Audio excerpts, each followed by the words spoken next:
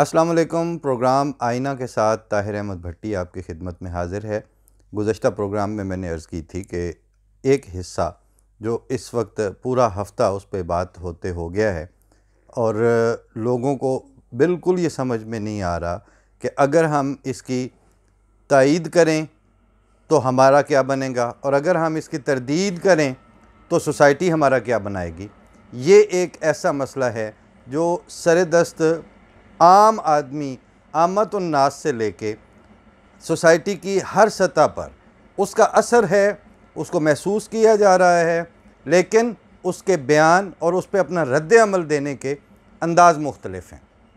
ये हो सकता है कि एक आम आदमी ने सिर्फ़ अपना फ़ेसबुक पकड़ा और उस पर जाके तो कुछ ना कुछ वो लिख आया। किसी दूसरे को ख़्याल आया जो ज़रा उससे बेहतर लेवल पे था तो उसने जाके किसी अपने अखबारी बयान में या टेलीविज़न के किसी प्रोग्राम में अपनी राय दे दी, किसी ने डरते हुए, किसी ने वैसे। लेकिन बोल हर कोई रहा है। लोग कहेंगे कि अभी इस वक्त एक बहुत हाईएस्ट क्वार्टर्स में आपका सदर पाकिस्तान, आपके प्राइम मिनिस्टर ऑफ पाकिस्तान, आपके मुक़्तदिरा के मुख्तलिफ हलके, वो इस पर बिल्कुल खामोश हैं। हुकूमती मिनिस्टर्स इस पर खामोश हैं। इसकी क्या वजह है? खामोशी की, चुप की अपनी ज़ुबान होती है। उनका खामोश रहना उनका रद्द-ए-अमल, उनका स्टांस और उनकी हालत की गमाज़ी कर रहा है।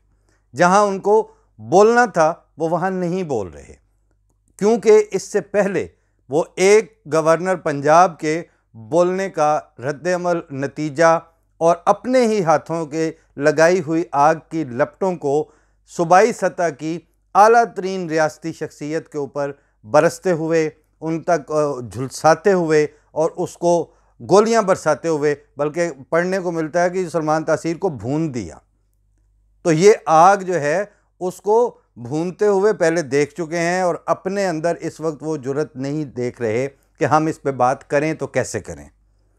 इसमें मुख्तलिफ हलके, BBC ने मुख्तलिफ चीज़ें रिपोर्ट की, BBC ने पूरी तफसील बताई कि ट्विटर सार्फिन जो हैं वो उनमें से हर सतह के लोग किस किस लेवल पे उसके ऊपर क्या क्या बात कर रहे हैं। फिर मुख्तलिफ कालमों में लिखने वाले बच बचा के भी लिख रहे हैं, साफ तरीके से भी लिख रहे हैं। पिछले दिनों एक नौजवान लिखने वाले हैं डोगर साहब, उन्होंने अजीब ही एक पैरेलल ड्रा किया कि उन्होंने कहा कि ये जो बहुत ज़्यादा कहा जा रहा है कि अदालतें वो फौरी तौर पर फैसले नहीं करती और फौरी तौर पर जो करारे वाकई सज़ा है वो नहीं सुनाती, और उसमें चूँकि अदालती प्रोसेस में तख़ीर होती है इसलिए लोग बाज़ कहते हैं कि उन्होंने मार दिया तो अच्छा किया। तो सवाल ये है, उन्होंने उस कालम में लिखने वाले ने कहा कि क्या शादी में ताख़ीर हो जाए तो उसके नतीजे में ज़िना कर लेना जायज़ समझा जाएगा? अमरे वाक़या ये है, सूरत हालात वहाँ पर ये है कि अब लोगों को ये समझ नहीं आ रही कि हमने जो गलत रास्ते दिए थे, हमने जो गलत कानून साजियाँ की थी, हमने जो मुआशरे को ट्यून किया था, आपने पिछले 40 साल में तदरीजन हर दहाई में और हर 2 साल में और हर 5 साल में हर हुकूमत ने अपनी चुप, अपनी बुज़दिली, अपनी रेट को इस्टेब्लिश ना करना और जहां स्टैंड लेने का मौका था वहां स्टैंड ना लेने के नतीजे में अब मामला यहां तक आ पहुंचा है कि अब लोग कत्ले आम को सेल्फ जस्टिस का नाम दे रहे हैं। लेकिन ये जो सेल्फ जस्टिस करने वाले हैं ये तो होंगे इक्का दुक्का, जिनके सामने और जिनके ऊपर सेल्फ जस्टिस को एक कानून के तौर पर पेश किया जा रहा है। इंडिविजुअल और मॉब और हुजूम और फर्द भी वो जिसकी आपने दिमागी तौर पर ट्यूनिंग की हुई है, उसके हाथ बंदूक दे के उसकी ज़ाती विल के ऊपर, उसकी ज़ाती स्वीट विल के नतीजे में जज के सामने कत्ल कर देने को आपने जब जस्टिफाई कर दिया किसी भी तरीके से, उसके बाद वो जो जिन 22 करोड़ का आप ढोल पीटते हैं, जिनके नाम के वोटों की आप कस्में खाते हैं और जिनके वोटों के हवाले दे के आप अपनी लीडरशिप होने का और अपनी सरदारियों को चमकाते हैं और पेश करते हैं, उनकी ज़िंदगियाँ, उनका रहन सहन, उनकी इज़्ज़त नफ्स, उनके सेंस ऑफ सिक्योरिटी, अब वो किसका मुंह देखेंगे? क्योंकि आपने तो एक दफ़ा करके देख लिया। इस सिलसिले में मैंने बताया कि वो जब ये वाक़या हुआ और होता रहा हमें तो बुनियादी तौर पर 3-4 बातों के ऊपर बात करनी थी, लेकिन मैं ये देख रहा था कि ये जो कहने वाले और सुनने वाले हैं, ये अब कहाँ तक बात को लेके जाते हैं। तो ईद से दूसरे तीसरे दिन ज़ियाउद्दीन यूसुफ़ज़ई साहब का जो ट्वीट था या उनका जो पैगाम था, उसमें कोई ऐसी बात भी नहीं थी। ज़ाहिर है कि उन्होंने बात करनी थी। एक वाक़या हुआ है और वाक़ये की नोयत इस तरह की नहीं है कि जस्ट एक वाक़या हो गया है। वो इस लिहाज से बहुत बड़ा वाक़या था कि वहाँ एक फ़िक्रा इस्तेमाल हुआ होता है जिसको हमारे नाज़रीन अक्सर सुनते रहते होंगे, मावराए अदालत कत्ल। मैंने उसमें एक अपने उसमें प्रोग्राम में ज़िक्र करते हुए पहले भी ये ज़िक्र किया था कि ये मावराए अदालत कत्ल नहीं था। ये अदालत के अंदर जज की मौजूदगी में कत्ल था और जज को कुछ ना समझते हुए कत्ल था। इसके ऊपर अगर लोग चुप रहेंगे तो उसका अगला मतलब ये है कि अपना फेट, अपनी ज़िंदगी, अपनी तकदीर वो इनके हाथ में पकड़ा देंगे। एक ने सवाल ये उठाया कि फिर अदालतों की ज़रूरत ही क्या है, और ये थाने और ये सिस्टम और ये पूरा ये तनख्वाहें, ये निज़ाम बनाने की ज़रूरत क्या है? क्योंकि आपने किसी भी नाम के ऊपर कतई नज़र इसके कि वो जो उसने उसकी तरफ ये जो मंसूब किया गया कि जो उसको रसूलुल्लाह सल्लल्लाहु अलैहि वसल्लम ने आके ख्वाब में हुक्म दिया था, तो उस पर लोगों ने बहुत सारी बातें की हैं।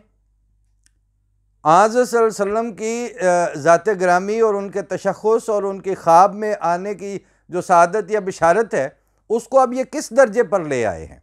और किसी ने बिल्कुल बजा तौर पर यह सवाल उठाया है कि जनाब आज़ सल्लल्लाहु अलैहि वसल्लम जब भी इनकी ख्वाब में आते हैं तो इनको किसी ना किसी को मारने ही का हुक्म देने के लिए क्यों आते हैं? वो दुनिया के और आज़ सल्लल्लाहु अलैहि वसल्लम की ज़िंदगी का खुद अपना जो सारा दौरानिया था वो रहमतुल आलमीन का है। अल्लाह ताला ने उनका जो स्टेटस वज़ा करके दुनिया को तारफ़ करवाया है वो रहमतुल आलमीन का स्टेटस है। तो वो जो रहमत का पहलू था वो किसी को ख्वाब में कभी नहीं बताने आते। जब भी बताने आते हैं तो वो इस तरह की लाजमी बात है कि जब बातें होंगी लोगों ने सवाल उठाने हैं। उसमें अगर ज़ियाउद्दीन यूसुफ़ज़ई ने एक स्टेटमेंट दे दी, पहले वो इससे पहले मलाला ने 4 लाइनें सिर्फ अपनी किताब में जिक्र कर दी थी कि जी वो मैं तो ये समझती थी कि अहमदी मुसलमान नहीं है, लेकिन मुझे पता चला है, उसने ज़ाहिर है पता चला कि क्या रेफरेंस था कि वो एक पूरी रात मलाला अपने वालिद के साथ, हम उनके घर में थे सवात वाले में, तो उसने ये कहा कि आज हम भट्टी साहब को मुसलमान करेंगे। और वो अपनी मासूमियत में उसके पास जितने मुल्लायत के पेश करदा दलाइल थे वो सारे उस तक उस छोटी सी उम्र में भी पहुँचे हुए थे। उसने ये सवाल भी उठाया कि ये ख़त्म नबूवत क्या होती है, उसने ये सवाल भी उठाया कि बानिया जमात अहमदिया जो है उनका क्या स्टेटस है, उसने ये सवाल भी उठाया कि उनको मानना क्यों फ़र्ज़ है।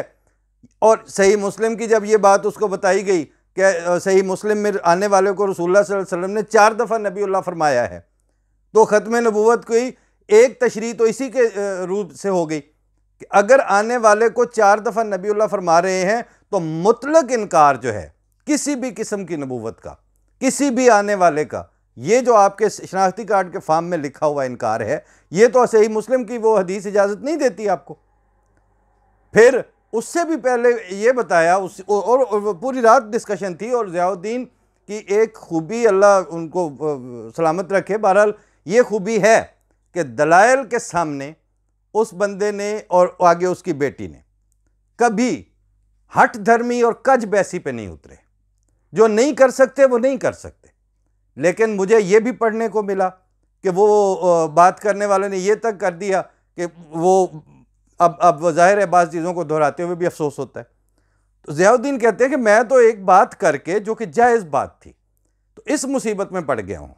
मैंने कहा जी ये मुसीबत अब आपका मुकद्दर थी, क्योंकि आपके मुआशरे को यकतरफा जुल्म करते हुए और यकतरफा तौर पर इल्ज़ाम तराशियाँ करते हुए कितने साल गुजर गए। 4 दहाइयाँ 5 दहाइयाँ आप लोगों ने इस पर सर्व की हैं।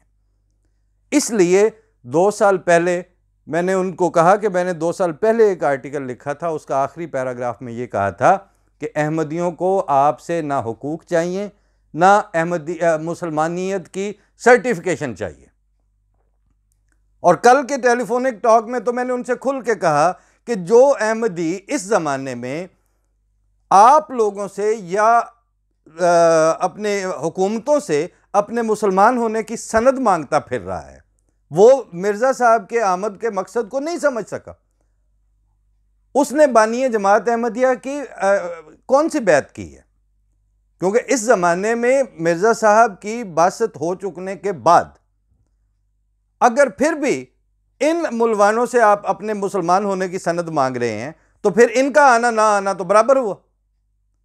लिहाजा इसके होते हुए, यानी मिर्ज़ा गुलाम अहमद कादियानी की बैत में आने के बाद किसी अहमदी को ज़रूरत नहीं है कि वो आपसे अपने इस्लाम और खुदा ताला के कुर्ब की सनद मांगे या उसके आपके फैसलों और आपकी असम्बलियों और आपके इस तरह के इकदामात में से अपने लिए रास्ते तलाश करे। उसकी ज़रूरत नहीं है। लिहाजा मैंने उनको कहा कि जनाब ज़ियाउद्दीन साहब, मैं आपसे बात आज हो रही है, मैं 2 साल पहले ये कहा था कि पाकिस्तान कम अज़ कम इस तरह का ज़रूर कर दें कि अल्लामा जावेद गामदी और मलाला यूसुफजई वापस जाके उसमें रह सकें। आप पाकिस्तान को इस तरह का कर दें, अहमदियों के हुकूक मत दें आप उन्हें, लेकिन अगर आपने पाकिस्तान को कम अज़ कम इस तरह का ना किया तो फिर इस मुल्क, इसकी सालमियत, इसके अंदर हुब्बुल वतनी, इसमें लोगों के स्टेक्स, ये सारा कुछ एट स्टेक है इस वक्त। क्योंकि ये अगर वाकया दुनिया में किसी और जगह हो जाए और किसी भी नाम पे, किसी ने सही सवाल उठाया, उसने कहा कि अगर बरतानिया में या यूरोप में आप लोगों के ऊपर ये लाजमी करार दे दिया जाए कि आपने जब तक ये हलफ नहीं दिया कि आप हज़रत ईसा को खुदा का बेटा समझते हैं, उस वक़्त तक आपको कोई शहरी हुकूक नहीं मिलेंगे, उस पर आपका क्या रद्द अमल होगा? हज़रत सल्लल्लाहु अलैहि वसल्लम की गुस्ताखी वो कैसे करेंगे? वहीं पाकिस्तान में एक प्रोग्रेसिव थिंकिंग रखने वाले साहब जो सोशल मीडिया पर भी अवेलेबल होते हैं, लिखते भी हैं, आर्टिकल्स भी लिखते हैं, ब्यूरोक्रेसी से भी ताल्लुक़ है, उनसे मेरी बात हुई तो उन्होंने कहा कि हम 6 अफराद का जो कुनबा होता है उसके सरबरा, यानी घर के 4 बच्चों के वालिद को बदतमीज़ी करने की ज़रूरत नहीं करते उनके बच्चों के होते हुए कि उनका दिल बुरा होगा। ये कैसे मुमकिन है कि करोड़ों इंसान जिस शख्सियत को अपने माँ बाप को कुर्बान करने के लेवल पर समझते हैं, कोई बढ़ के तो उनके साथ उनकी इंसल्ट कर दे? ऐसा ये नहीं है, लेकिन वो जारी है और उसके ऊपर वो घड़ घड़ के रिवायात आ रही हैं। और आखिरी बात जिसको मैंने ये सवाल परसों ज़ियाउद्दीन से भी उठाया था और इससे पहले पिछले साल हमारे एक दोस्त पेरिस में एक कॉन्फ्रेंस में आए हुए थे पाकिस्तान से, वो एक रात के लिए फ्रैंकफर्ट आए हमारे पास, तो मैंने उनसे भी ये कहा कि अब आप वापस जा रहे हैं वहाँ, जब आप वो सरीना में या इधर उधर बड़े होटलों में कॉन्फ्रेंसें आपकी होती हैं सोशल डेवलपमेंट सेक्टर्स की, और फिर आप उसकी कॉफ़ी शॉप में और लॉबी में बैठ के तो गुफ्तगू करते हैं, तो ज़रा उसमें ये भी पूछिएगा कि आप लोगों पे अहमदी होने का इल्ज़ाम लगाने में इतने सिलेक्टिव क्यों हैं? मंजूर वट्टू पंजाब का वज़ीर आला रहा, पीपल पार्टी पंजाब का सदर रहा, उसके वालिद चौधरी जहांगीर वट्टू आखिरी ज़माने तक, आखिरी दिन तक अहमदी थे, सदर जमात थे वहाँ के। उनके घर में दोनों बाप बेटा इकट्ठे रहते थे, बाप की नमाज जनाजा बेटे ने नहीं पढ़ी, उनका आपस में अकायद मुख्तलिफ थे, लेकिन जहांगीर वट्टू का बेटा होने की बुनियाद पर कभी आपने मंजूर वट्टू पर इल्ज़ाम लगाया? क्योंकि वो आपको कोई पॉलिटिकल फ़ायदा नहीं दे रहा था, उससे आपको कोई गेन नहीं हो रहा था। अब एक आदमी है, उसने कई साल पहले यह ऐलान कर दिया कि मेरा जमात अहमदिया से कोई ताल्लुक नहीं है, तो वो चूंकि किसी ज़माने में उसके आबाओ अजदाद अहमदी थे, लिहाजा अब उसको पकड़ लें, जी ये तो हिन रसालत जिसने की है ये अहमदी है।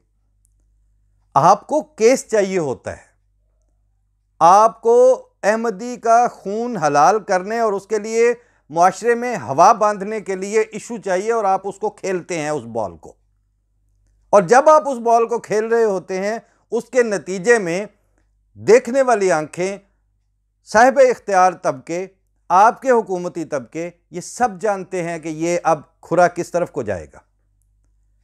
इन दिनों में ऐसी कैफियत में अहमदी आपसे दस्तबस्ता कुछ गुजारिश नहीं करेंगे। उसकी वजह यह है कि अहमदियों को अगर यकीन है तो वो खुदा ताला की दी हुई हिफाजत के ऊपर यकीन है। आप लोगों के मुहैया किए गए जो सिक्योरिटीज़ या अदम तहफ़्फ़ुज़ हैं, ना आपके अदम तहफ़्फ़ुज़ से हमें खौफ है, ना आपकी दी हुई किसी ज़मानत से हमें तसल्ली है।